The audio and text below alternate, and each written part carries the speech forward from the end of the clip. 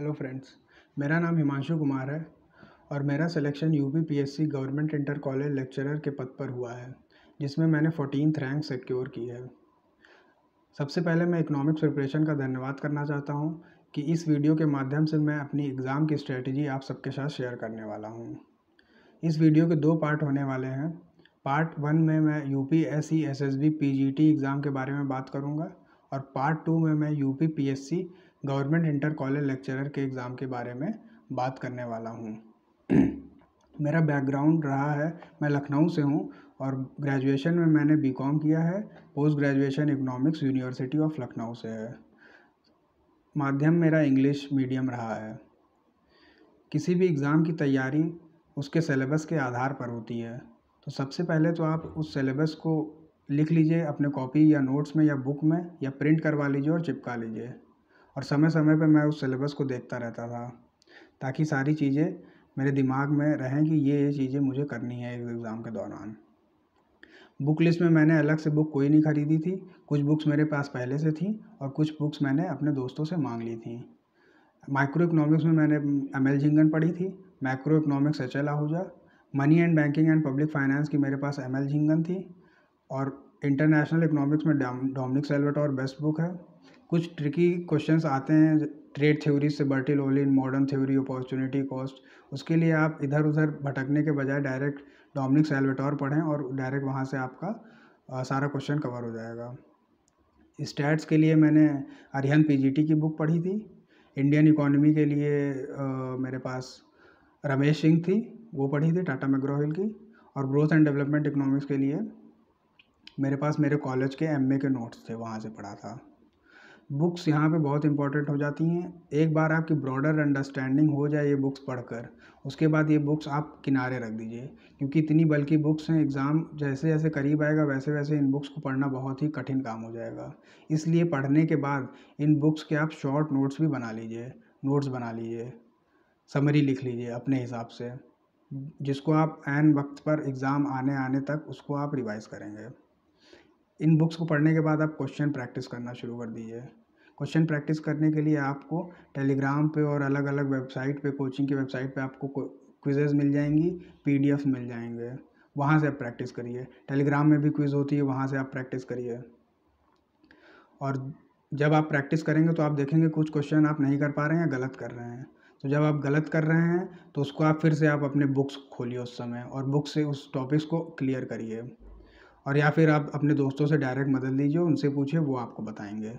आप भी दूसरों को बताएंगे तो इससे आपका नॉलेज बढ़ेगा। मैंने ऐसे ही किया था, जो क्वेश्चन मुझे नहीं आते थे मैं अपने दोस्तों को फॉरवर्ड करता था और वो बताते थे, उनके भी आते थे तो मैं भी बताता था।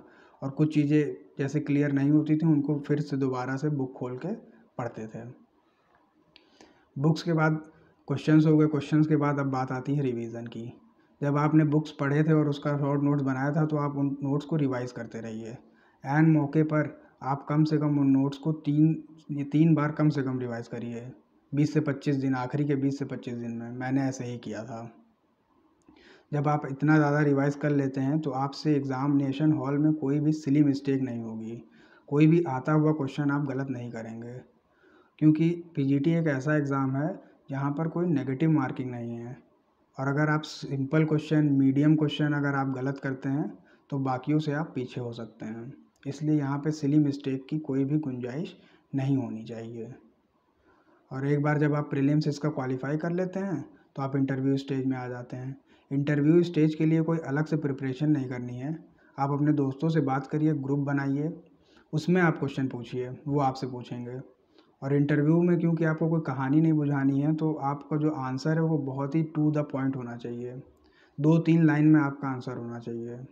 वहाँ पे डायरेक्ट पूछते हैं types of market, duopoly, monopoly, substitution effect क्या है, प्राइस इफ़ेक्ट क्या है, रेंट थ्योरी बताओ। तो ऐसे वो डायरेक्ट पूछते हैं तो उसमें आप ज़्यादा गुमराह नहीं कर सकते और 2-3 लाइन में आपको तुरंत आंसर देना होता है।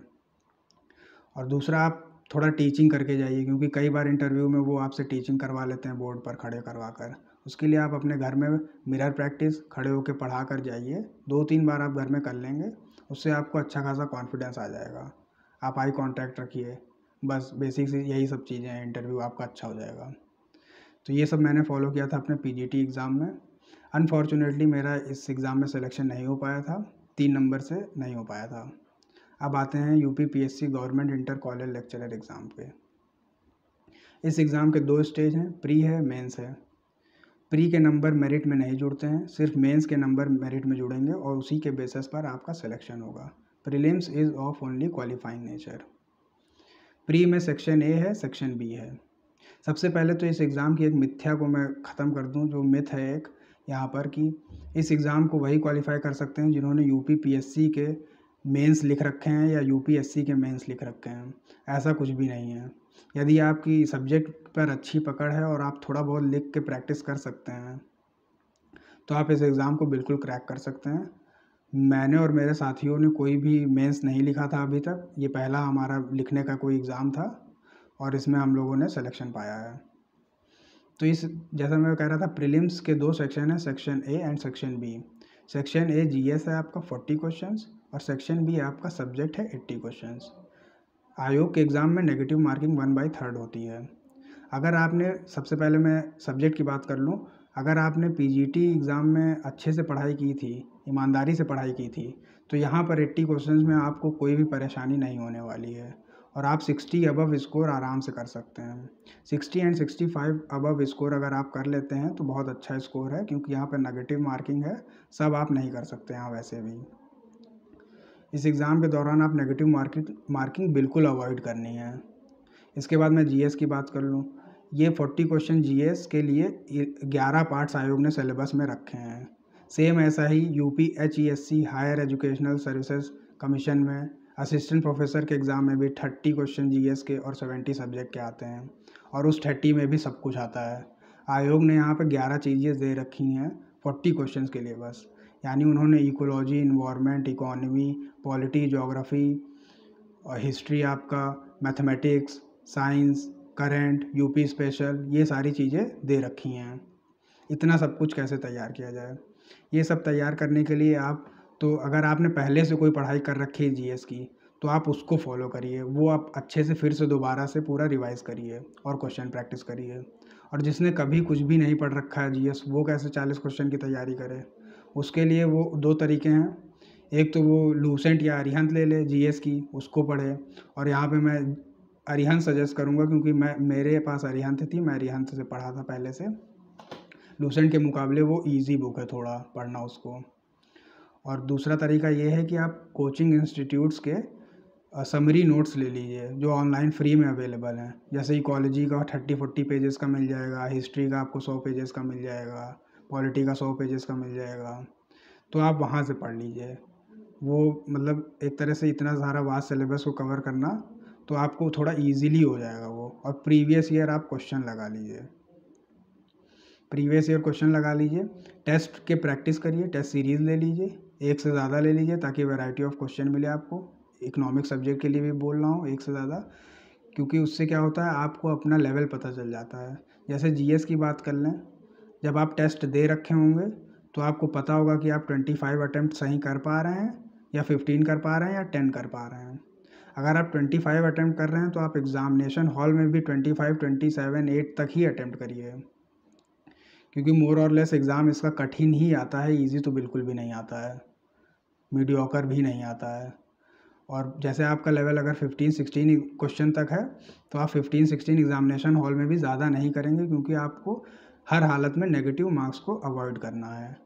मैंने क्या किया था, 40 क्वेश्चन जीएस की स्ट्रेटजी मेरी ये थी कि मैंने सिर्फ 17 क्वेश्चन अटैम्प्ट किए थे और वो 17 के 17 मेरे सही थे।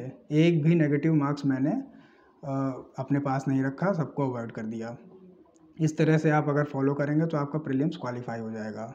इसमें 13 गुना प्रीलिम्स में 13 गुना बच्चों को क्वालिफाई करके मेंस में बुलाया जाता है।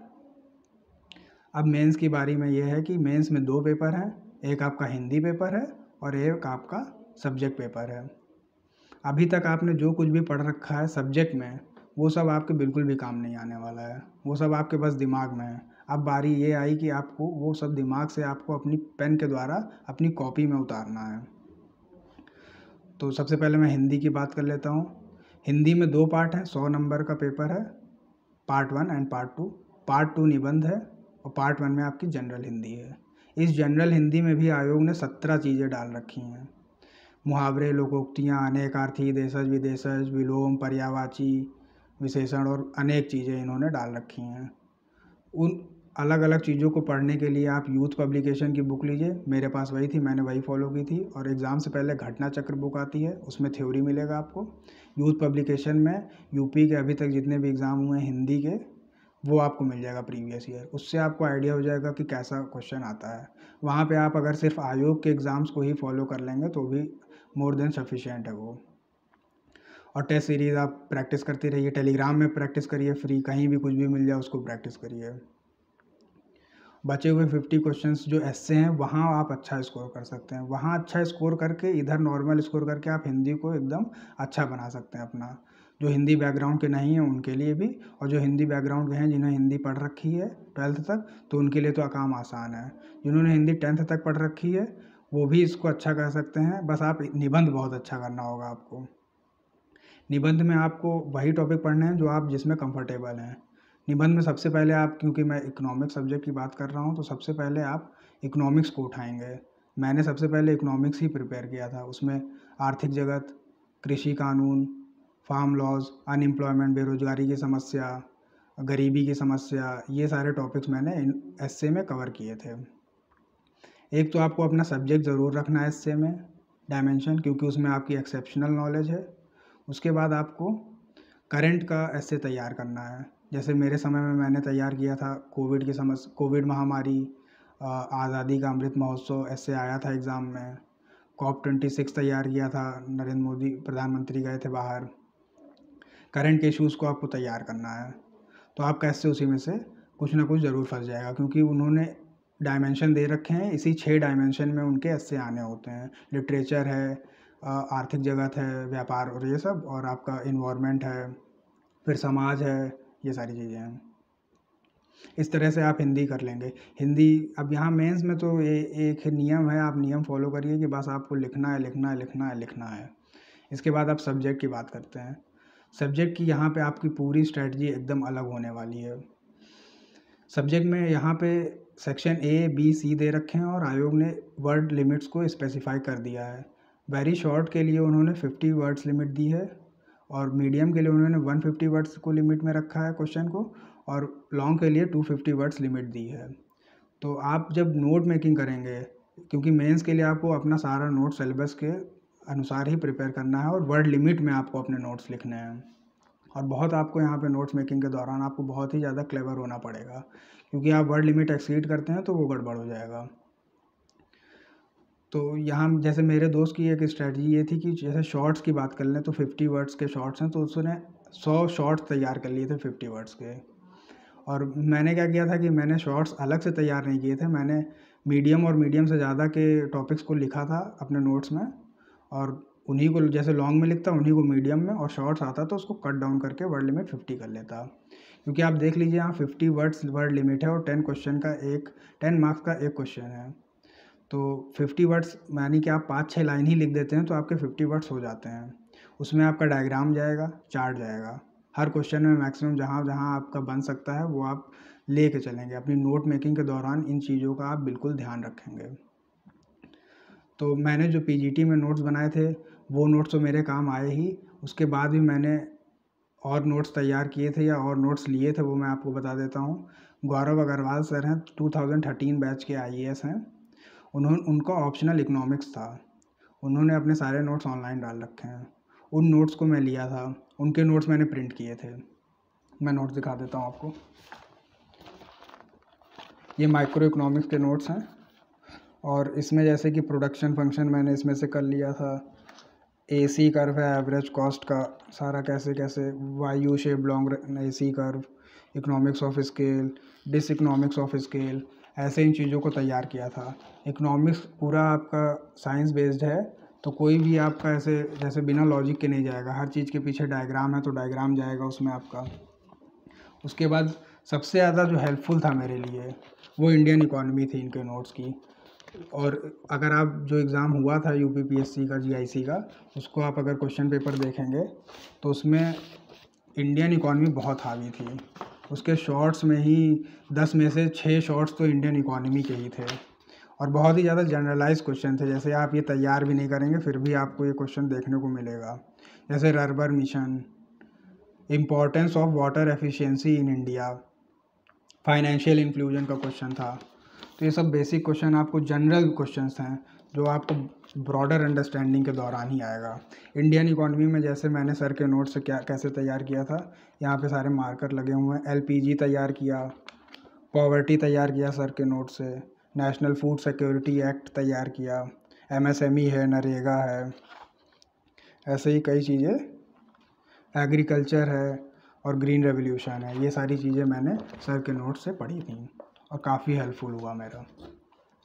तो इस तरह से यूपीपीएससी की पूरी जीआईसी की ये रणनीति रही है मेरी। और इसके बाद मैं लास्ट में इस वीडियो के नीचे मैं अपने लिंक दे देता हूँ अपने चैनल का और मेरा कॉन्टैक्ट नंबर। अगर आपको कोई क्वेरी हो तो आप मुझसे डायरेक्टली कॉन्टैक्ट कर सकते हैं। Thank you.